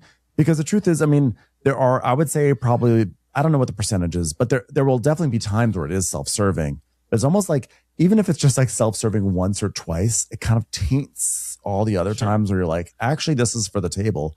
And I actually encounter this a lot with Twilight Imperium or other games, or actually like a Secret Hitler or things like that, where you say, listen, I'm just letting you know, like, we should do this thing, because otherwise it's like, no, but you were there were a few times when you gave me that advice and it was very self-serving for you, and then you actually wound up winning or something like that, where then people don't trust you. So yeah, being that person who is like trying to like wave flags, be like, watch out, is one thing. But when it's really coming at your own expense, then there's like that, the credibility just goes up so much more. And it actually does feel more generous because you really are taking a hit. You are risking spending the rest of your evening just in a shitty place of the game. Like you're just in the bowels of the game at that point. And you did it purely so that way someone else could have a better time. So that is a pretty generous thing. Do you think the teacher, Paul, do you think the teacher has an obligation to be more generous than that is everyone else at the table? Question for me. And that is a difficult question. Like, the answer for me is like, yes, the teacher almost always has the responsibility of creating the atmosphere of the game, in my opinion. Like if you are teaching it, you should be making sure people are having this implies for newbies, right? Like, like not if like we've played a game hundreds of times and I'm just context matters. Yeah. But like yeah, and ultimately, like a teacher should be okay not winning. Like, like they could win, and they should be able to make sure everyone has fun. But if it comes down to like, here is this final bit, and they could win, and the other person could win as well. I'm not saying to jump on the sword, but it's still not a time for you to go fangs out. It's still like I always do this when I teach a game, especially with someone who is new. I play to the level where if they play their best game, they can beat me. That's my metric. Like if they play their best. I'm not even sure this is about playing down. Like we're talking about teaching specifically. Like we've been in the situation where a teacher has taught the rules to the best of their ability. You're going to miss stuff. And like, I feel like when I teach something and a new player didn't get a rule, like that's kind of on me. Like, and so I don't think it's okay for a teacher to say, well, I'm sure that's the rule. That rule. That's the rule. I'm sure I mentioned it. Like, I do think that's pretty. I usually apologize. Yeah, I feel bad. I usually say I'm really sorry. I did mention that, but I think I should have highlighted that more. Yeah, and there's just so much anyway. Yeah. Yeah, like I would say, like you can say that, like ultimately, like what happens that I have a hard time with, especially when a teacher says that and then doesn't give a way for that to be resolved, other than like, suck it up, kid, you should have heard it. Right. That I go like, dude, that's not cool. This is, or I mean, it's fine actually. At the baseline, we're all adults. You should be able to handle this. That said, like if your goal is to cultivate like a game group and stuff like that, like it's just such cross purpose. It's just so narrow minded and like so short sighted in a way that I go like you're screwing up your own the infinite game, if you will. Like you're playing poorly the infinite game. Like how can you not see this? Yeah, I think there's also two schools of thought about teaching games, which is you handhold. And this is a little different than what I was talking about before in terms of like giving advice. It's like you either handhold your people and sort of like really sort of guide them through it, or you throw them to the wolves, trial by fire. And I saw that there was on our Discord, there was maybe like a year or two ago, there was like a bit of a debate in terms of 18xx about how to teach 18xx's. Maybe we were talking about it on the show, or I had done a post on BGG. It would be you because you're the one who talks about 18, and you have a very specific strategy too, and it works. Yeah, I just teach it like a video game tutorial, and I just go through very, very slowly, and we sort of just play through it. I do not sit people down and say, these are all the rules, and now we're going to press go, because it's just like it's daunting for people. I just like to guide people through, and I remind them over and over and over again, this is just a teaching game. It's a learning game. Don't worry too much about winning. Just just enjoy the process of pulling the levers. And there were people who pushed back on that. And I was saying like, that's a really good way to teach it and like convert people who would be normally not have any interest in 18xx. And there were a lot of people that said, oh, I just tell them how to play and they either sink or swim. And if they like it, they'll know they'll like it, and then I'll have someone. If they don't like it, then they'll know they don't like it, and then I know that's not someone I'll play with. Is there generosity in the latter, in just being like, hey, this is what it is, and now you're going to find out whether you like it? What do you think, Trey? I think the context matters. If you're, I'm not really addressing your point right here, but like all of this is because we're talking about playing with friends and sustaining a gaming group. You go to a convention and you're signed up for a tournament. That's a completely different thing. And I wonder in your example there of like people that are giving the sink or swim kind of teach on certain games, if some of it is going to be like, this game isn't for everyone, and we're going to find out whether this game is for you pretty early on, and it's going to filter out people that are not really made for this game from those that do. And that might work for them. That doesn't sound like a strategy for friendship, but it might be a strategy for certain gaming communities. I mean, I've played getting experience that they want. Yeah. And maybe to them, 18xx games fall in that category. I could certainly think of plenty of card games, collectible card games, TCGs, where when I was playing Game of Thrones and, I played in a number of tournaments that were awesome, but I would never ask for a take back in that game, and nor would it be granted. Like that's not going to happen in a tournament situation. And you just kind of like, but I'm understanding that is the situation going into these things. And that's not for everyone. I understand the rules of the arena when I place my foot on the sand there, and that may be what they're doing a little bit, is decide, is helping you decide if you're ready for that particular arena. Is that kind of what you're saying there? Like, because otherwise I'm not very sympathetic to that view at all. Yeah, I mean, I think like I am more someone who I don't want to be coddled, but I also don't want to be left behind in the dust. Like I don't want to feel like, okay, here are the rules. This is how you play.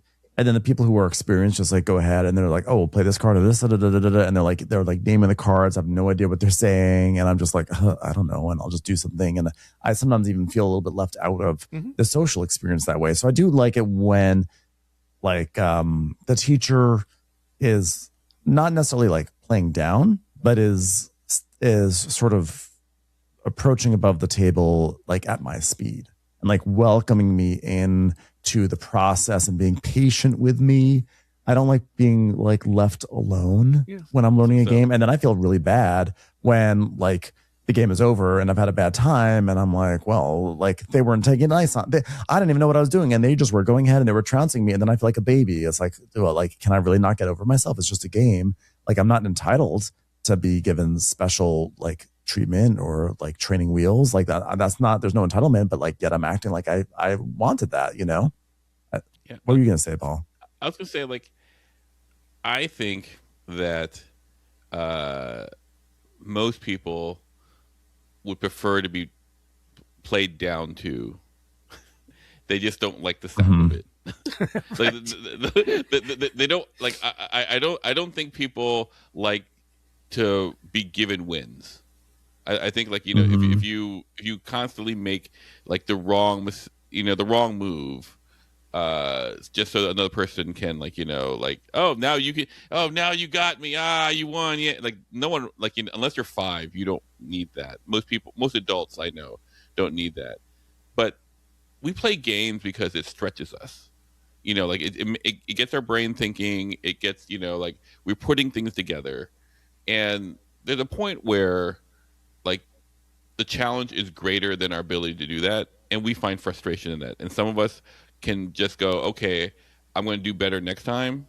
And some of us go like, I don't need to play this, and like, like it really comes down to what you want. Like to answer or respond to your bit where, sink or swim, I go, it comes down to what you want to do.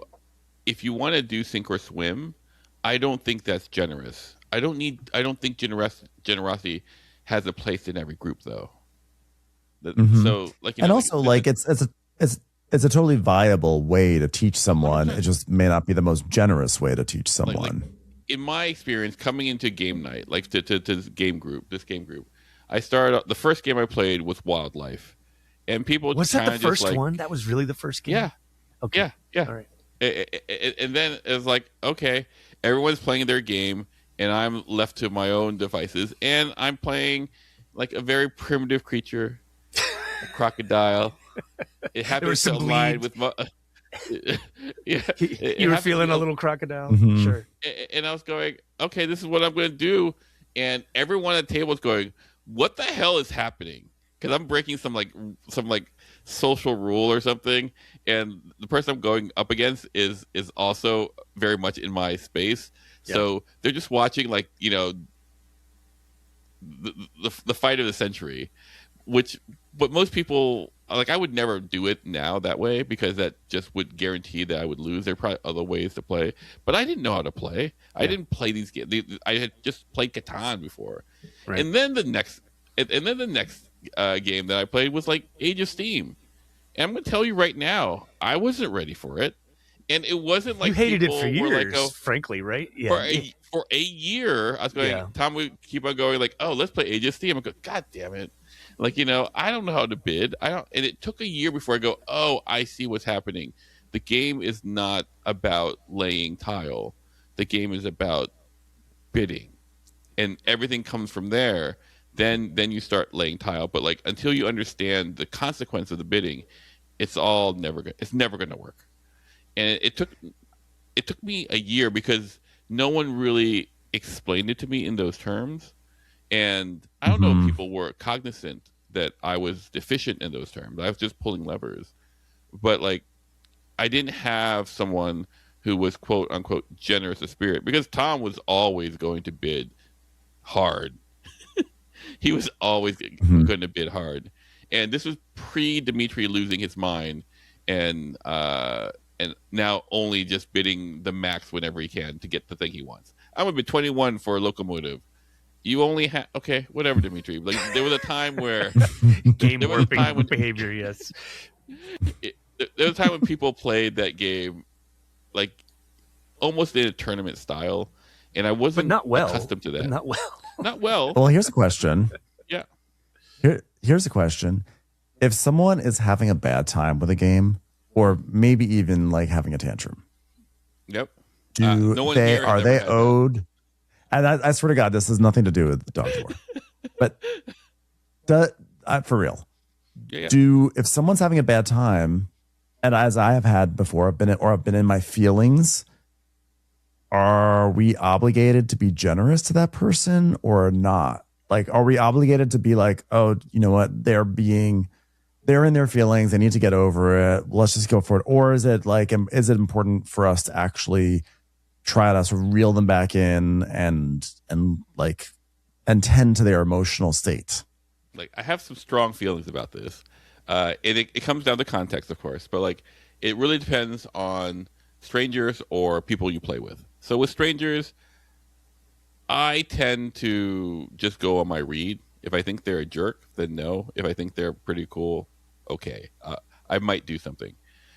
For our specific group or groups, I think there's a bank that you have, and you can deposit and you can withdraw from that bank of like emotional whatever. So if a person, like, for example, if Candace were losing her mind, you know, and like really having a terrible time, I'm more prone to like try to assuage that, because that's atypical. You're not going to like run her over with a Death Star. Yeah. If some other people in our group, names need not be mentioned, you know, lose their minds, I go like, oh, well, it's going to be okay. They're going to recover. You know, they're going to recover. And there are times like, you know, like I'm the person who's, for whatever reason, like, you know, I'm the person who most sees this. Like, you know, like we had that whole event with TI4 and Jordan, right? Like, you know, like he really had a hard time, like a real hard time. And I was like, you'll be fine. It might. I think he felt like you were not being generous in that moment. Well, no, but I mean, in that moment, I wasn't. It's generous. It's an interesting time, right? But because I think that was also the crux of it was like, if I remember some of it, and believe me, I'm not trying to open up that Put it thing on again, your was mind, kind of yeah. like, yeah, but it was like, hey, it doesn't seem like you're going to be able to win no matter what. So don't do anything that's going to affect a game state that looks like I have a shot at winning. Right. Mhm. And I think that was sort of the general thing of it. And so I think he was actually appealing for generosity from you in that moment. If you want, I could litigate because it was just so. No, we're not going back to it. Yeah. So ultimately, it came down to I made a move that was really aggressive at a point where he felt like I only had one thing, and I go like, okay, I'm offering this thing that's going to help you. I'm just going to get asymmetrical amount of it, and he was unwilling to do it. And then then I did what I did. He got very upset, and he kept on spiraling. And I didn't do anything to assuage that. And so to answer your question, do you what you call it? Do you see someone losing their cookies? Do you help them pick them up or whatever? And no, this is he's not a person who is going to need this outside of the space. Like, this isn't going to permanently destroy our friendship. And I'm right. And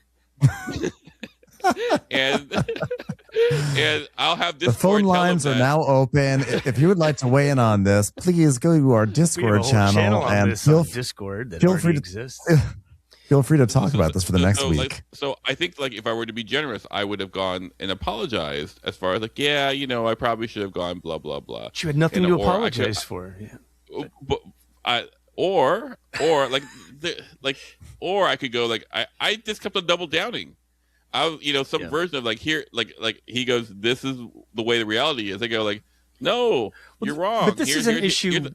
Just because we are starting to go long on this, this was an issue though where it isn't simply a matter of generosity and being nice. There was actually a question of not. He was framing this in terms of right and wrong, yep, or even permissible versus impermissible, and I think that was what it ended up kind of becoming about is you can't really apologize for something where your play was completely legit. Yeah, well, I think if it just to push, I would say I was in the gray. Okay. The game technically, it's that kind of game. Again, context matters so much. And here's a question. Because I really do not want to go back to Twilight Imperium's controversy because I'm really afraid it's going to really just rip right back open.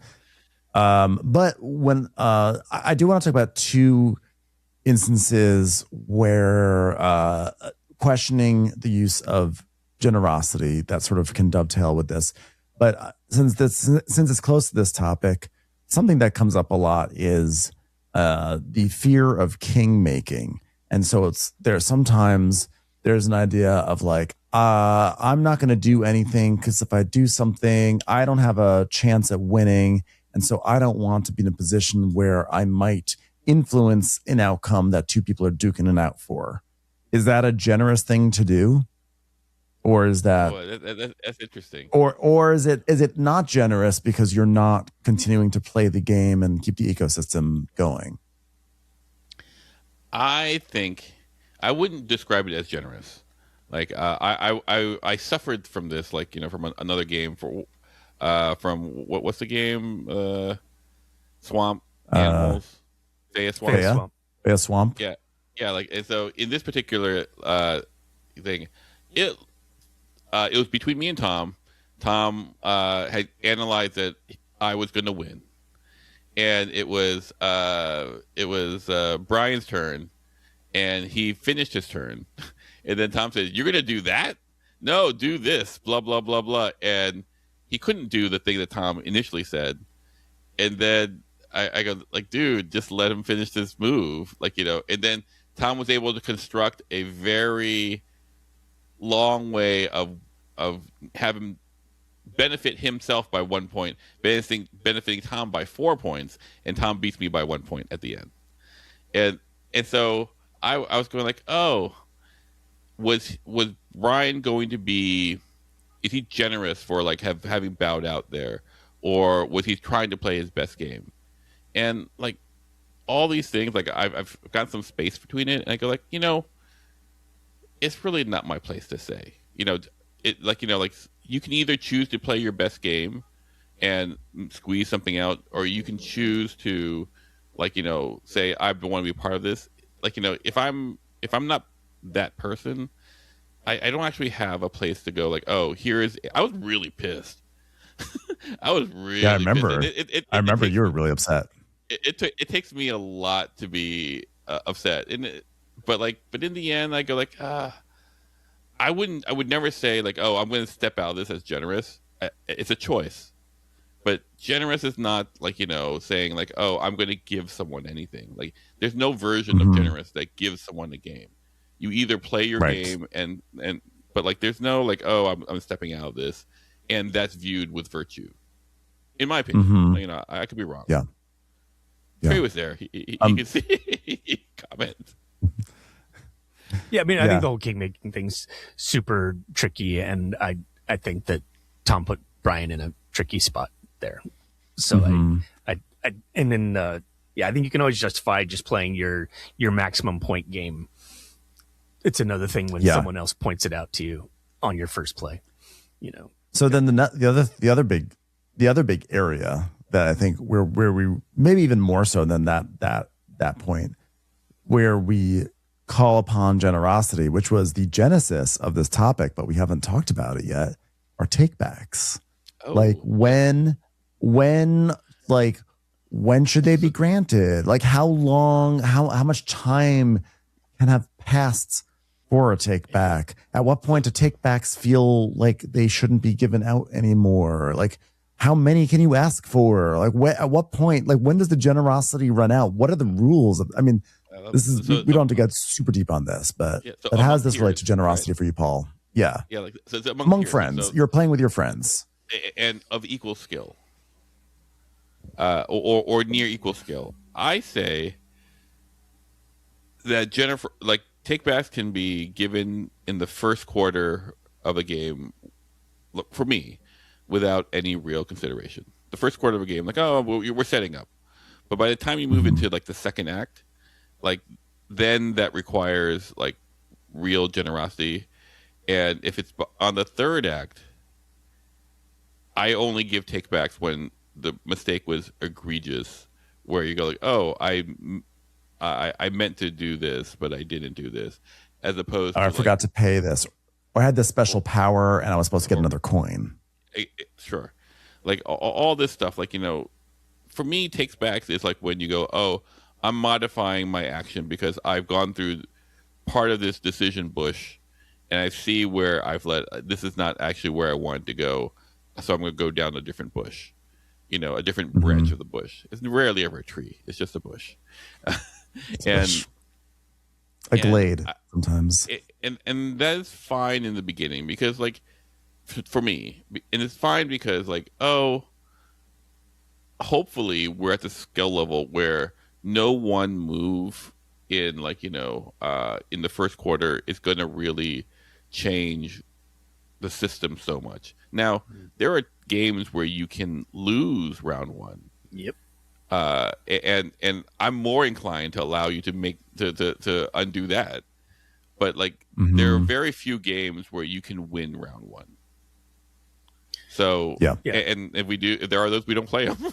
I'll agree with you. Trey, what do you think is the multiple factors? What do you think? I totally agree with the earlier in the game versus later in the game. Much more likely to be completely no reservations at all early in the game. I think it does matter how experienced you are a little bit too. Like I think we do scale this a little bit based upon veteran gamer versus less veteran gamer. I'm also, I would say, much more likely to, if it has no real effect upon the game, then you're, 100%. Much more, then there's like no reason not to allow it. I think when the question is about understanding of the rules or the mechanics of the game, then again, much more likely to allow it. I think where takebacks have been annoying, that I can think of a few, is when it's late in a game and the take back is purely based upon oh wait, I think there's a way where I can squeeze out 2 more points. Exactly. That's I think where I can't stand that. that's where I'm like, I no. I take my lumps at that point. At that point, I mean, how many times do you hear me sitting in the corner of the table going, "Oh, I should have put my meeple there, and I actually would have gotten this. Actually, would have opened up my whole game. I should have done that." And like I usually that's my consolation. My gift is that I make a verbal complaint to the universe, and then it goes out there, and I got it off my chest. But like, I'm not going to ask for a take back unless it's massively egregious, or if it's a situation like, oh, I didn't realize that thing. I didn't think I couldn't do. I actually was allowed to get that. I was allowed to put a piece there. Is that okay if I put my piece there? But like, if it's something where, oh, I made the wrong choice, and I'm realizing, oh, I made the wrong choice, and even if it's easily rewindable, sometimes I'm just like, I'm just going to live with it. If the table says, Ben, just go do it, then maybe I'll do it. But like, I'm not. I think if it's like a strategy thing that you've messed up, then you've just messed up, and you're allowed to mess up. Any player should be like, you just say this to yourself now: if I ask for a take back and it is refused, yeah, that's okay. I think you just have to accept that and not hold a grudge for people not allowing. You know who's good to about that? Back. You know who's good about denying a take back? And I say this in complimentary. Chris, he will be very good about being like, nope, I think it's over. No, I don't think you can do that. he denies. He has like the DMV. He's just like, nope. And I think it's great. I think there's something about him being very upfront. Standard, absolutely, because he won't ask. 100%. It's a standard. It's a standard. Yeah. He won't even ask. And I think that actually, yeah. So what? Yeah. Well, I'm sorry, Paul. What were you going to say? I was going to add, like, I think there's also a clock, to basically, if you start slowing down the game, for your take back, if you wind up hurting the pace and the fun of the game, then I'm going to start saying no. Just because also, that's not what this is here for.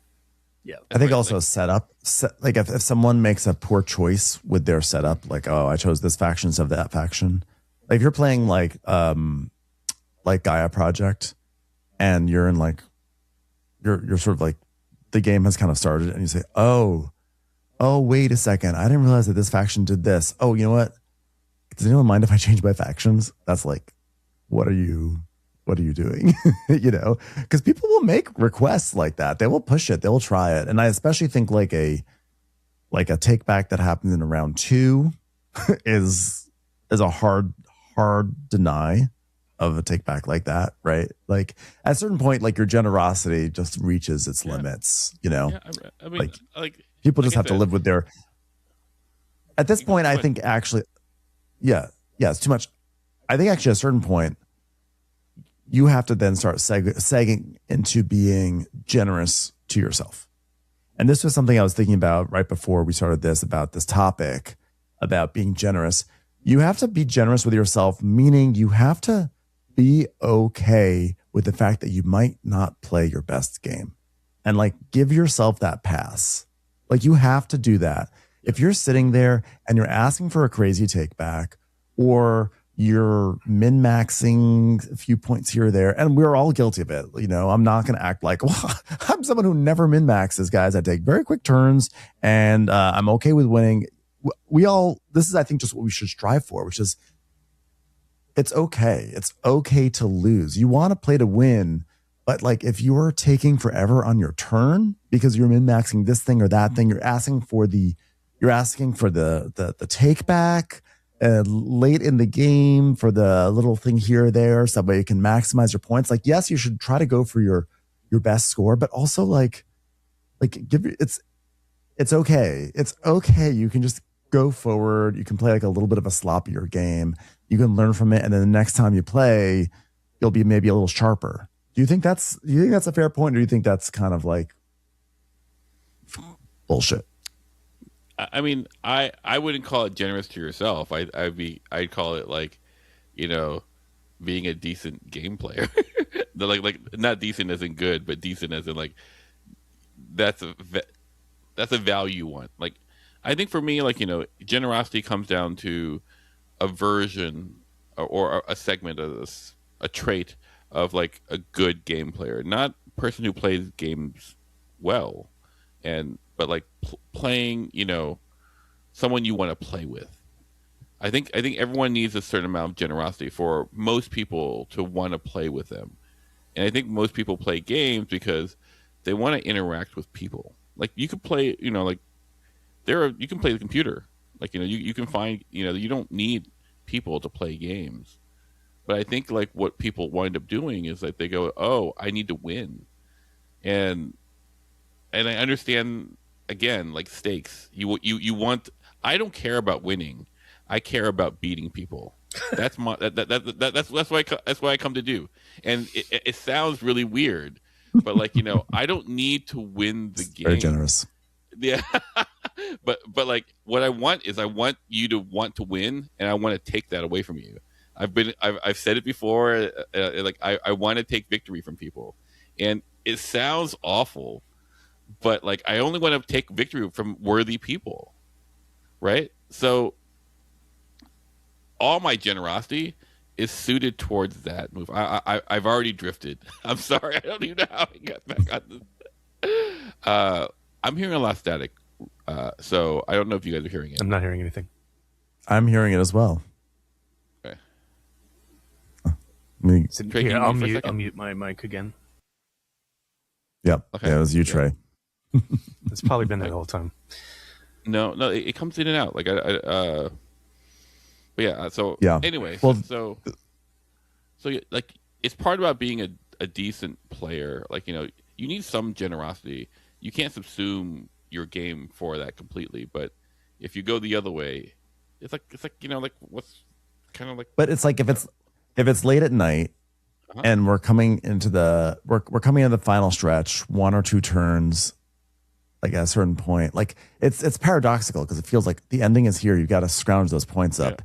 But sometimes it feels like, I don't know, you have to read the room. Sometimes generosity is reading the room and saying, I'm not really going to win, so I shouldn't be trying to min-max right now. Or I am clearly going to win, so I'm gonna I shouldn't be min-maxing. I mean, it's rough because you take your foot off the big ass and someone beats you. Yeah, when you get that wrong, it feels bad. But I think that sometimes people, they're so in it to the point where it could be unpleasant, and it's like, and the reason why they're so in it is because they're just not giving themselves the leeway. I mean, I think Chris is a great example of the opposite of what you mentioned, when he's really good about saying, I'm learning this game, whatever. Oh, I messed up. Okay, I'm going to move on. I'm going to, whatever, that's the game. We're just going to do it. He's very forgiving of himself, which I think is also some generosity there. And that way he can sort of like play. And then when he comes back, he's like ready to really play and he's going to come hard at you, I think that's really good. I think that's I think it's actually a very aspirational way to play these games. And like, I find myself sometimes getting caught up in a game I've just learned. It's like, Ben, you just learned this. Why are you trying to win it? Because there's that glorious moment like, oh my God, on my first play, I won it. Wow, I'm amazing, And it's like, sometimes we have to just be chill. Like, I know we're running a bit long, but I wanted, this is related. Do you remember that time we played drinking Splatter? It was Splatter drinking game, like not drinking game. Food Chain Magnate? No, it's where you're bootleggers. Oh, Speakeasy. That's a Vital Serta. Right. Yes, that's Speakeasy. And so, do you remember at the very end, Jordan was like point pinching his stuff, and eventually I just say, "Dude, man, you're gonna win. Stop it." Right. And he goes, "Oh, sorry, I'm just trying to," and I go like, "Does everyone feel this way?" And everyone goes, "Yep." And then he cuts his thing short, and then you win, Ben. Yeah, that was crazy. That's kind of what that's become like the gold standard of like why you should min max at the end of the game, though. So was I? This is a better story. Yeah. Like, was I being ungenerous with Jordan? Because I look back and I go like, oh, like my analysis was incorrect, and I think everyone's analysis was incorrect, though. Yeah. Everyone's analysis was. We genuinely thought he was going to win, but then what happened was he sort of it was a combination of that he sort of stopped min-maxing, but then he also kind of like then didn't see some like important blind spots. You know, sometimes you start a turn and you're like, okay, this is my number one priority. But then once you start min-maxing, I don't know if this is what happened with him, but this is what's happened with me. You min-max so hard that then you forget about your priorities. And then if you don't circle back to them, then you're actually in terrible shape. And I sort of wonder if that happened to him because he forgot about some like basic things like about area control. So he got like his things got shut down. It was like, it wasn't just that like he just sort of stopped min-maxing. His entire game like collapsed at that point. And then it allowed my game to actually ascend because he wasn't competing with me for area control. So it was sort of like a zero sum thing. And I don't think he was very happy with that outcome because he was like, if I had just been able to sit and think for like 2 more minutes, it wouldn't have happened. I guess my question is like, at that point, you're in his situation. Should he be generous and go like, oh, I'm winning, and therefore I shouldn't be taking so long? Or is that exactly what he should have done because that would have probably guaranteed him the win? And was I being the dick and not being generous and saying, hey, stop it? This is a very gray one because like, here's why it's gray. It's because it's like he should be able to see his turn all the way through. But the reason why it's gray was it was 1:30 in the morning. Yep. The game was going long and we were all tired. And it just really looked like he was doing so well. And it just kind of felt like, it's like, Jordan, it's okay. Like, you can wrap it up. And so it felt like the generous thing was to observe the table and realize we were like, it was like a Wednesday night. People had work to do. Like, it's time to wrap it up. But the truth was, in terms of actually gameplay, it's like he should have been given the full time he needed to put his pieces together, and then he would have like been able to lock in his win. So it's a real weird one. It's the awareness of the table vibe versus like our reverence for his gameplay. I guess not reverence, but deference maybe. I don't know. What do you think, Trey, as an outsider to this? So I wasn't there. There's a reason Board Game Arena has timers on turns when you play with 4 people playing at the same time. It's like things can just go too long, especially in a competitive environment. And so to me, if it's 1:30 in the morning on a Wednesday and people have to work, that trumps winning or losing anyway. As it was, everybody thought he was going to win, and I think it didn't matter whether he won or not here at all. It's just a story. He actually did win. He won. No, he didn't win the game, but he won because he now has the asymmetric power, which is, if we were to say, Jordan, let's hurry it up, he'll be like, remember that one time. Well, but I think that might be the wrong lesson. I think the lesson should be if it's 1:30 in the morning on a Wednesday and people got to work, it's wrap it up regardless of the points. Like, I think that's part of the, keeping the game going year after year is that you can't be worried about like, hey, I don't know if I go to Ben's on a Wednesday, it might be 2:00 and I'm still there and I won't be able to leave because then I'll be screwing the game for everybody else. Like that starts to enter in. So I think there's some generosity to just taking your turn promptly, win or lose. Yeah. I've been living with my approximation of guilt for so long, Trey, but you have just absolved me. Thank you very much. And for the record, I don't think that this is something that is unique to Jordan at all. I've been guilty of this. No. I think we've all been guilty of this. So the game was going so long because there were a lot of long turns. So like, is analysis paralysis sort of inherently not generous?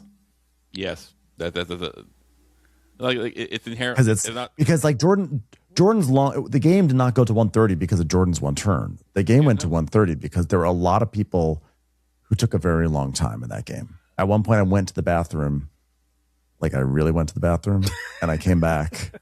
Really long. And we were still on the same person's turn, and I'm like, so it's not it was your turn, which is also I think it was your turn. Like you went to the bathroom. It was my turn. It was me. Was that generous? Was it generous for you guys to allow me to go to the bathroom? That's right. Like it takes like it's not his fault that the game went to 1:30, and he sort of just got I almost feel bad using him as an example on this, but like it's an interesting scenario. Like, where is the generosity in the situation? Who deserves it? And like, where's it supposed Not to everything flow? has to be generous, right? Like I think for like I think you're allowed to have analysis paralysis per the context of your group. Like, and it's inherently selfish because you're analyzing your game and you're blah blah blah. That's fine. Part of it is this balance of like going what's good for the group, what's good for the for you. And the people who are most successful at the infinite game tend to be people who are better at going like, oh, let me modulate this in such a way that I'm contextually okay.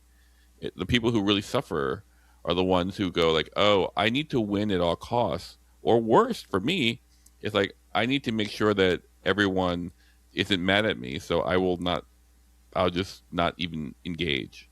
Like I have ways to deal with people who really want to win, and in fact, beating those people is very satisfying. But like when a person isn't like really into the game, or like they might even want to be part of the game, but they're not trying. Yeah, that's actually the most ungenerous thing. And the worst thing is, in their minds, they think they're being generous at times. Right. Like, for some people, they think they're doing a service. They go like, "Dude, you're not. That's not the assignment."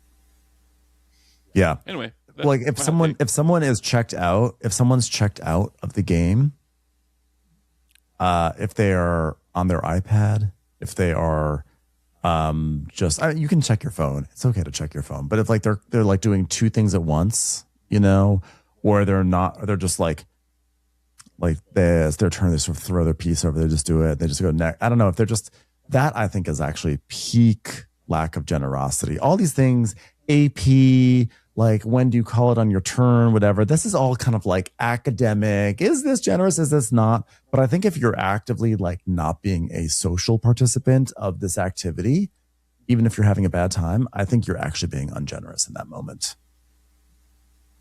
Yeah, no, that's my hot take. My ungenerous hot take moment.